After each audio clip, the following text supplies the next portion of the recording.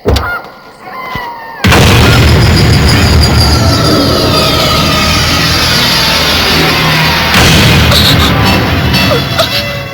ఒక్క రాత్రి గడిచిందంటే ఆ సుబ్బలక్ష్మి కథే ముగిసిపోతుంది. ఏది ఏమైనా నేను సుబ్బలక్ష్మి కాదని తెలిస్తే ఎన్ని ప్రమాదాలు వస్తాయో ఏమో.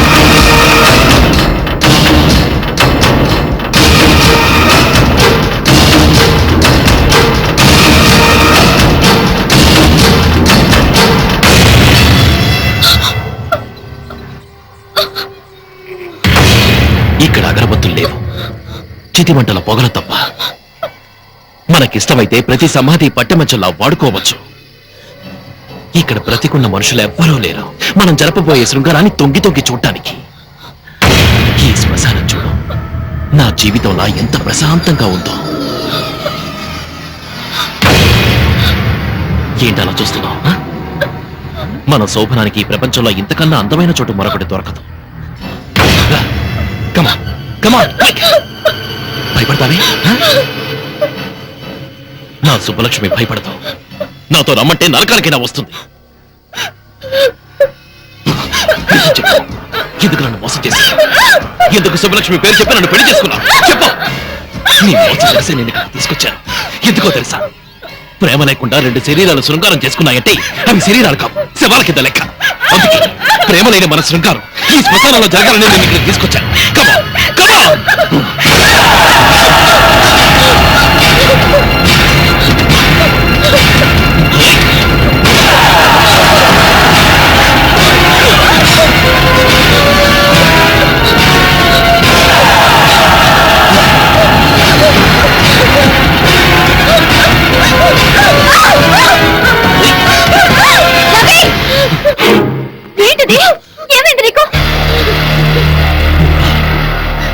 ఈ కుట్రలో నీ భాగం ఎంత? రవి, జీవితంలో ఒక మంచి స్నేహితురాలు దొరికిందని మనసు వైపి అన్ని విషయాలు నీకు చెప్పినందుకు నాకు ఇంత ద్రోహం చేస్తావా? మీరిద్దరూ కలిసి నా జీవితాన్ని సర్వనాశనం చేస్తారా? ఇప్పుడు నీకేం జరిగిందని? ఇంకేం జరగాలి? ఈ దివ్య సుబ్బలక్ష్మి నన్ను ఎందుకు నమ్మించావు? ఎవరు నమ్మించారు? దివ్య సుబ్బలక్ష్మి అని పొరపాటు పడింది నువ్వు, ముందు పెట్టుకుంది నువ్వు. ఈ విషయం తెలిస్తే ఆమెను పెళ్లి చేసుకోవడానికి ఎవరైనా ముందుకొస్తారా? తెలియక నేను పొరపాటు చేసినందుకు తెలిసే మీరు నాకు శిక్ష వేస్తారన్నమాట. ఇది శిక్ష కాదు రవి, ధర్మం. దివ్య నిన్ను మనస్ఫూర్తిగా ప్రేమించింది. దాని బతుకేమైపోతుందో ఒక్కసారి ఆలోచించు. నీ చెల్లెలకి న్యాయం చేయడానికి నాకు ద్రోహం చేస్తావా? నిన్ను ఒక మంచి ఫ్రెండ్ గా నేను గౌరవించినందుకు నన్ను మోసం చేయడానికి నీకు మనసెలా ఒప్పింది? నా మనసుతో నాకు సంబంధం లేదు. నాకు నా దివ్య ముఖ్యం, దాని భవిష్యత్తు ముఖ్యం. నీకు నీ చెల్లెలే ముఖ్యమైతే నాకు నా సుబ్బలక్ష్మే ముఖ్యం. నన్ను మోసం చేసి పెళ్లి చేసుకున్నందుకు జీవితాంతో ఈ మోసంలోనే బతకండి.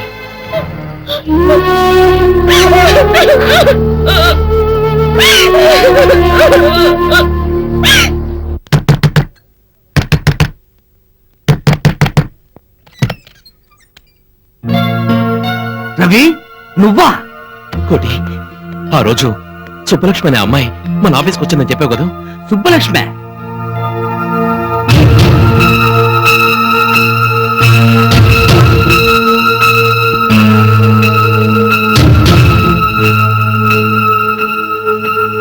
ఆ అమ్మాయి మళ్ళీ కనిపిస్తే నువ్వు గుర్తుపట్టగలవా? ఎందుకు గుర్తుపట్టలేను? అయినా ఈ విషయం అడటానికి ఇంత అర్థం రావాలా? తప్పలేదు కోటి, నేను అమ్మాయిని వెంటనే చూడాలి. అవును, నేను ఆ సుబ్బలక్ష్మిని మనసారా ప్రేమించాను. అదేంటి మరి దివ్యను ఎందుకు పెళ్లి చేసుకున్నావు? అక్కడే పొరపాటు జరిగింది. దివ్య సుబ్బలక్ష్మి అనుకున్నాను. ఆ దివ్య సుబ్బలక్ష్మి అంటూ నమ్మించి నన్ను మోసం చేశారు. సుబ్బలక్ష్మి కనిపించేంత వరకు నా పరిస్థితి ఇంతే కోటి. ఆమెను వెంటనే చూడాలి. పొరపాటు జరిగిందని ఆమె కూడా చెప్పాలి. ఆమె కనిపించకపోతే నేనేమైపోతానో నాకే తెలియదు కోటి. ప్లీజ్ కోటి, నా సుబ్బలక్ష్మిని ఎలాగైనా ఒక్కసారి నాకు చూపించు. ఆమె కోసం ఇద్దరు వెతుకుదాం. ప్లీజ్ కోటి. తప్పకుండా వెతుకుదాం. ఊళ్ళో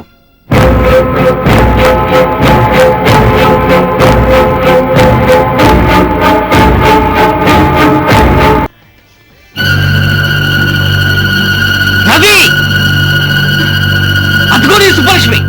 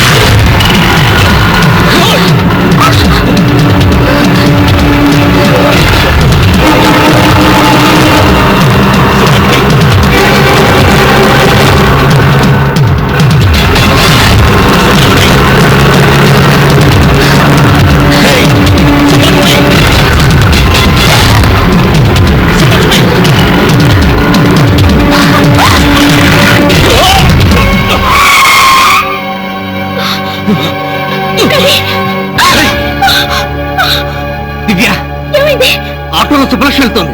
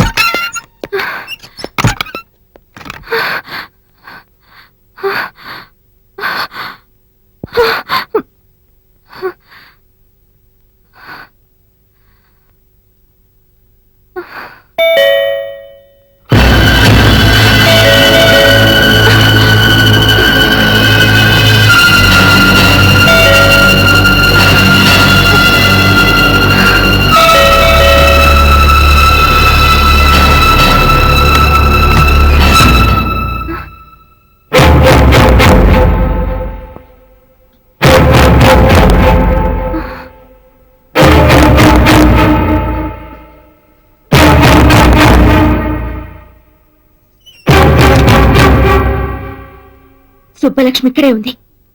ఇక్కడే ఉందా? అవును, ఇక్కడే ఉంది.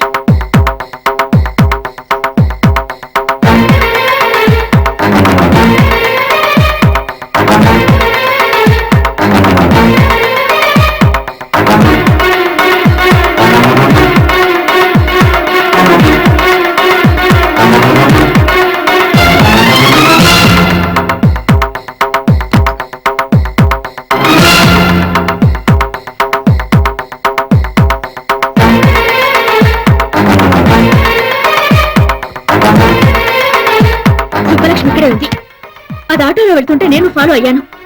చున్నీ దొరికింది కానీ అది మాత్రం తప్పించుకుంది. అయితే నువ్వు సుబ్బలక్ష్మి చూడలేదా? అంత టైం ఉంటే దాన్ని వదులుతానా? అక్కడే రవి ముందే దాని అంతా తెలిసేదాన్ని. ఎందుకే అమ్మాయి మీద నీకు అంత కోపం? సుబ్బలక్ష్మి తెలిసి నీకు ఏం ద్రోహం చేయలేదు కదా?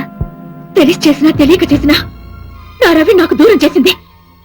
అదున్నంత వరకు రవి నన్ను పట్టించుకోడు, భార్యగా ప్రేమించడు, కనీసం మనిషిగా కూడా గౌరవించడు. మళ్ళీ అది నా కంటికి కనిపిస్తే నేనేం చేస్తానో నాకే తెలీదు.